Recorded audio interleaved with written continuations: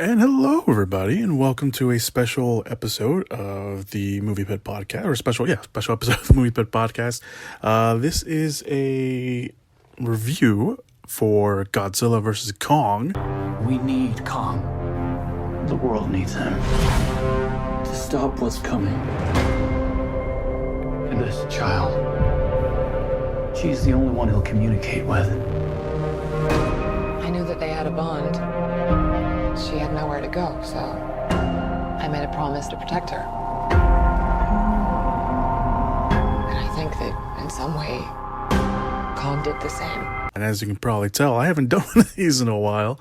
I just wanted to come on here and I mentioned I was going to do a review of Godzilla vs. Kong, and that's what I'm going to do. I am going to get into some spoiler territory, but non-spoiler review of Godzilla vs. Kong. It's great. If you want to see Godzilla and Kong literally beat the crap out of each other, then there's plenty of that in the movie. And some of the human characters are okay. Overall, I think it's, well, I don't know what you were expecting from Godzilla vs. Kong. I was expecting some knockout dragouts from what we saw in the trailer, but I didn't expect what we actually saw.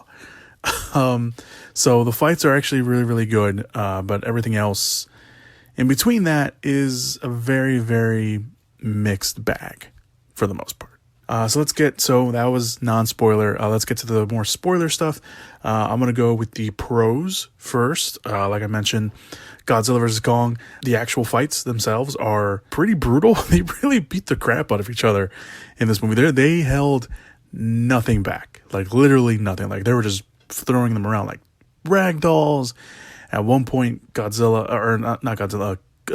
has his shoulder dislocated and he has to pop it back in. They did not hold anything back when it came to the fights. The fights, honestly, are the best part of the movie, and we have quite a few fights. There's quite a few rounds between Godzilla and Kong, so there is that. Human characters, like I mentioned, they're a mixed bag. I think for me, honestly, the best human characters were Rebecca Hall's Eileen, and the young actress Kaylee Hotley. I think that's how you pronounce her last name. She plays Gia. Their relationship feels really real and genuine. Hotley is actually in reality death, so it's nice that they could really use that into the story. They didn't get an actress who wasn't death and try to play her as death. No, Hotley's actually death herself. So that kind of added, I guess I didn't know that beforehand, but now I think that just adds a little bit of a nice factor to the real story. And their relationship's really great. I really like Rebecca Hall in the movie. I like Rebecca Hall in general, but I think her relationship with Gia is pretty cool, and it's really the heart of the movie as well, especially Gia's relationship with Kong, because they understand each other. You know, in the trailers, they're like, Gia was the only person that understands Kong, and there's a reason for that, because Kong knows sign language. They taught Gia to learn, or taught, I think even Irene, also Rebecca Hall's character, taught Kong sign language, and it's really cool that they set that up and made it kind of a nice development for Kong for potential future installments, or just for the movie itself, because it does add it adds, it connects Kong more with the humans. And obviously, if we were going to connect with anybody, it would have to be Kong, because obviously Kong is more, I don't want to say human in the movie, because that's just, he's a big giant ape, but I think it just connects him with Gia, and the two together are just, it's really good to see those two together. Some of the visual shots in the movie are great. Some of the CG in the movie is actually pretty good. So when they're fighting, you can tell they put a lot of their effort went into them fighting and the environments that they're around. Kong is like jumping through buildings when they finally get to Hong Kong. Kong is jumping through buildings trying to escape Godzilla's ray, and he's kind of just like bouncing around and kind of doing a little some parkour a little bit. So I kind of found that really cool. I think some of the visual shots are really great, like when Godzilla beams into the hollow earth and then he looks up and his eyes are all lit up. I think that was really cool. And of course, when they roar in each other's faces, that's obviously something that we've seen in the promotional material, but seeing on the big screen is really cool too. That said, some of the facial expressions really tell the story as well. Obviously, they can't really talk, so a lot of the emotional connections that come from the monsters come from their facial expressions. Godzilla always looks like he has like a snarl on his face, and he's always really upset. And then, of course, with Kong, he's able to express more because, he's an ape, and we've seen it a little bit. His eyes give a lot away. It does look like Kong a lot of times is frightened because, he still is relatively on the younger scale, really, age-wise, if you want to take that into consideration, as opposed to Godzilla, who's been around for a while. So there is that. And speaking of Kong, we talk about Kong a lot, or I've talked about Kong a lot. This really is more of a Kong movie. It is Godzilla versus Kong, but this really is more of a Kong movie. Granted, Godzilla does already have 2 movies of his own, so this being kind of somewhat a pseudo King Kong or Kong sequel makes some sense. And we do follow Kong a lot more. Godzilla does show up and he does wreck up a lot of things, but then he leaves and we follow Kong a lot more. And I was actually okay with that. I think it also made sense for us to follow Kong because Kong's story is connected to the Hollow Earth a little bit throughout the movie. So there is a clear winner, and I don't want to mention that there is a clear winner of this fight. And it is, we have to say, it is Godzilla. Because Godzilla pretty much almost killed Kong when he stepped on him, and his heart, was beating, wasn't beating as hard as Gia could feel it other times. So Godzilla pretty much won that fight, but they did win each other's respect. I like that Kong kind of just like gave him the head nod, and then he walked away at the end when he went back when he did his thing, when he defeats the people, and then he goes into the ocean. Speaking of Godzilla, like I mentioned, we don't get a lot of Godzilla in the movie. I mean, when he does, he comes up and pretty much wrecks everything. But, the opening title card kind of shows that Godzilla hasn't been dormant. He's been defeating all the other titans that have been around. There's that thing where it says defeated, defeated, defeated. So it looks like he's been just, defeating all these other titans that have been around, asserting his role of king of the monsters and the alpha. It makes sense that also Godzilla and Kong would want to fight each other because they're 2 alphas from this ancient rivalry, and that's pretty much all they had to set up. They're like, why do they hate each other? Because there's an ancient rivalry, and that's all we need to know, to be honest. So there is that. So when it comes to everything else, the cons, the still processing category, if you will, the Hollow Earth subplot in the movie is kind of just there. They find it and they spend like 10 minutes there. And it's supposed to be really important to Kong, and it's supposed to be really important to this subplot with the human villains. But you kind of just get there, and you get this really cool moment with Kong fighting, these winged creatures, and the kind of no gravity section of it, and then kind of the shrine to Kong and his family and his lineage, if you will. But then that's it. We don't really get anything else from it. And that kind of sucks, especially considering that they set this up from the very beginning of the movie, and then we get there and then kind of nothing. I kind of wish that maybe even some fight between Godzilla and Kong was in the Hollow Earth a little bit, but we don't see that. Maybe in a sequel, but we don't get a lot of Hollow Earth, even though it's supposed to be really important to Kong's backstory and to all these into the villain characters, the human villain characters, like I mentioned, which are played by Damian Bashir and Shun, I think that's how you pronounce his name, Shun Ogori. They both play Walter Simmons and Ren Serizawa, who are both characters are very poorly written, and they're really nothing characters. Walter Simmons is the head of Apex Cybernetics, who, of course, again, this is a spoiler section. You've been warned. Although this is a very terrible kept secret. They're the ones that create Mechagodzilla. And just his character, I mean, he kind of does nothing. He shows up in a few scenes, and then he goes away, and then he comes back, and that's it. And then when it comes to Ren's character, or the character of Ren, he literally does nothing. He's set up as this potentially cool, dangerous character, kind of a throwback to the old Toho movies. It looks like he's going to control Mechagodzilla, and then he dies when they get the power from the Hollow Earth, and the system just kills him, and then that's it. And he's nothing. He's basically really a nothing character. He's just another character to have in the movie. That could have been Walter's character. That could have been Bashir's character. They could have just put the two together, but instead they wanted another character in the movie, and then, they just kill one of them, and they kill both characters. Both end up dying. The fact that Mechagodzilla kind of takes over when they get that, Hollow Earth power, and he's also powered by the head of Ghidorah, who was in the post-credits scene of Godzilla. So I kind of like they kind of used Ghidorah's head. They're like, okay, I think this is the thing that controls everything, because he has 3 heads, and they had a high mentality kind of thing. So that was kind of cool that they did go somewhere with the Ghidorah head. I wish they had done a little bit more with it, but the fact that Ghidorah's mind, or whatever was controlling Ghidorah, is controlling Mechagodzilla, I thought that was pretty cool. But poorly executed, especially with the human villain characters. Speaking of which, Mechagodzilla. Let's just talk about Mechagodzilla. I'm already talking about the design. Mechagodzilla's design is always a little clunky, and they kind of kept that design a little clunky here too.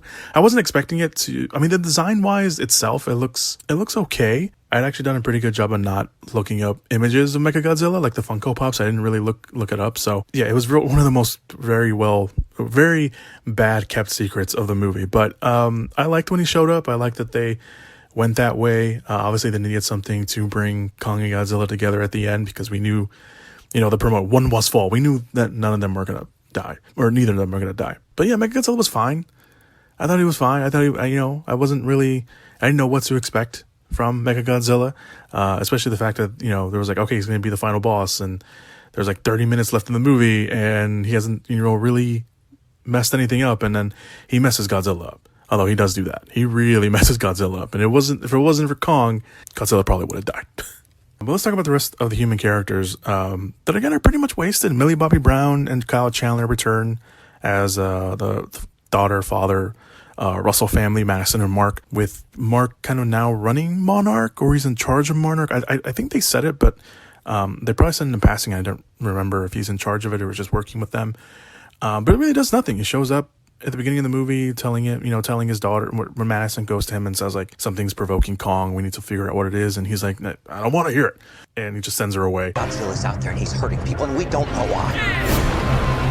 There's something provoking him that we're not seeing here. I'm of the same opinion. And then he kind of just shows up at the end to hug Madison, because he finds out that they're both in Hong Kong. So he really does nothing. So I'm sure he enjoyed his 3 days on set and the money. I like Kyle Chandler. Don't get me wrong. I like Kyle Chandler, but his character really does nothing in this movie. And then Millie Bobby Brown's character is connected to Julian Dennison's character, which is Josh, which plays her best friend, and of course Brian T. Henry's character, and Bernie, who's a conspiracy theorist like podcaster, who kind of plays it just a little bit over the top, at least for me. Yeah, there's that. And I don't know how I felt about the side quest story. I mean, it takes them to Mechagodzilla, but at the same time, it's I don't know. I don't know how I still don't know how I feel about it. It's not great, but whatever. There was also Isa Gonzalez's character, Maya, who is the daughter of supposedly Bashir's character, although they never share any scenes together. Which I think, if you're gonna make them a father-daughter unit, I think they should at least have one scene together. Maybe they did film a scene and then they just cut it, because apparently Wingard had a lot of other footage that he shot that he just didn't put into the movie. But I don't know. I don't know. I just thought that, like, oh, it's okay. They're a family unit, so maybe we should have seen a scene together with them. And then, she kind of dies because Kong just crushes the ship that she's on at the very end. So there was that. And then there's Alexander Skarsgård's character of Nathan, whose backstory is connected to the Hollow Earth, which again makes the whole Hollow Earth subplot kind of, I don't want to say, the execution of it was just really bad, because his character is that his brother died off screen trying to get into the Hollow Earth, and he wrote this book about the Hollow Earth that no one seemed to buy, and that they kind of made him this broken character, is kind of this broken scientist man, and he's hired, of course, by Bashir's character to take them into the Hollow Earth so they can get the energy. Of course, unbeknownst to him, they're doing it so they can get the power to, power up Mechagodzilla. But I don't know. I feel like his character could have done a little bit more, and I think if the script was a little better, his character could have been a little bit better, obviously, especially with the it should have been a sacrifice of him sacrificing himself to jumpstart Kong's heart, and instead he somehow got off the ship and was able to get off Kong and then able to run away, even though looked like his leg was injured. So just the timing of it and the editing of it made it seem like he was the Flash, because he just kind of got off the ship and then he got off Kong and got at least far away enough where I'm assuming somewhat of an EMP almost. Not really an EMP, because that probably would have stopped Kong's heart, but something along that line where a pulse of energy knocked him out for a good while, because he missed pretty much the entire fight of Kong and Godzilla, and then Kong and Godzilla teaming up to face Mechagodzilla. So I don't know.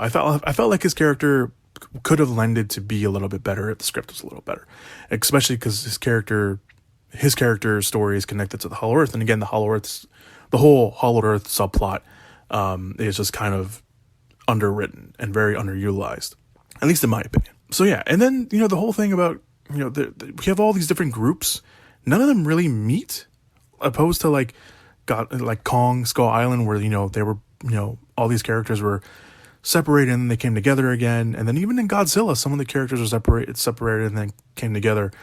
This one doesn't really have that. Everyone really is off on their own. There's the Godzilla team, which is Millie Bobby Brown and Julian Dennison and Brian Tyree Henry's, and then you have the Kong team of Rebecca Hall's character, Alexander Skarsgård's character, Gia, Isa Gonzalez, and you have those groups, and then they only really meet they don't really even meet at the end. They're just around each other at the end when Godzilla goes off into the ocean after he gives Kong the sign of approval. That I was like, all right, there can be two alphas here, I guess. Overall, I did enjoy the movie. I mean, I really, really enjoyed it. I mean, I mentioned that my family had rented out theaters so we can go watch it, because there's enough of us where it makes it worthwhile that we can rent out a theater. And we watched it. And seeing it on the big screen is great. If you can watch it on the big screen safely, if you want to rent out a theater, if you have enough people, obviously, to do that to make it worthwhile, do it. Because seeing that fight on the big screen is awesome. We are going to watch it again here at home. We haven't watched it yet, but we are going to watch it again. The fights are great. They're knockout, drag out brawls. But yeah, I really don't know what else to say other than I really enjoyed it. Come for the fights, stay for the knockout, dragouts, brawls. Human character wise, like a lot of these movies, everyone's like, oh, the kaiju movies don't need human characters. Yeah, they kind of do. The problem is, they have to be well written. And a lot of times they're not well written because, studios or writers just know that you want to get to the kaiju fights.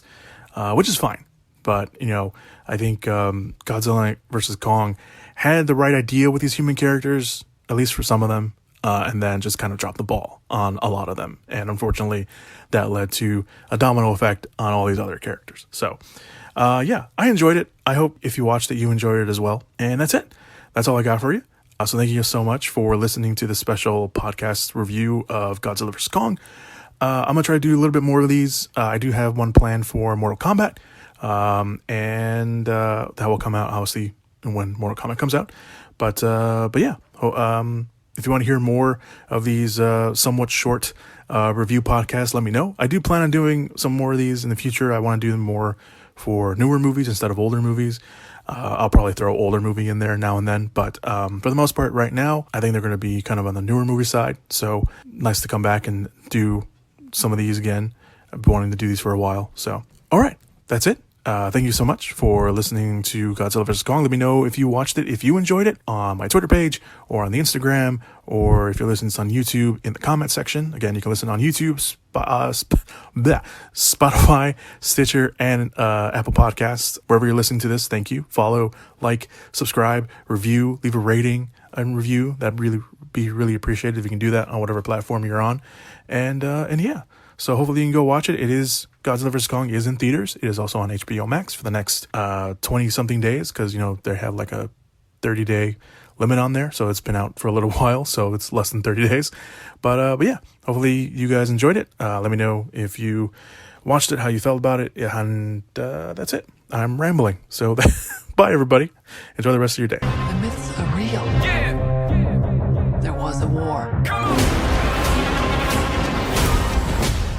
And they're the last ones standing. I can't